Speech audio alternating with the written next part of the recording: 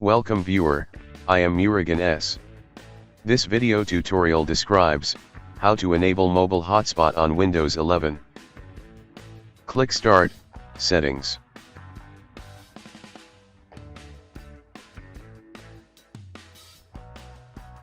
Click Network and Internet. Click Mobile Hotspot. Turn on Mobile Hotspot.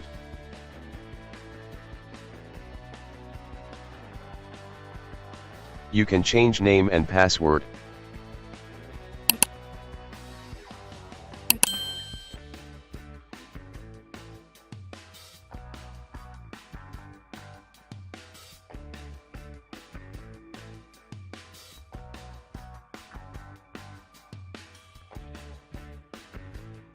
I hope this video tutorial helps to you. Please like, share and don't forget to subscribe my channel. Thank you very much. See you next video.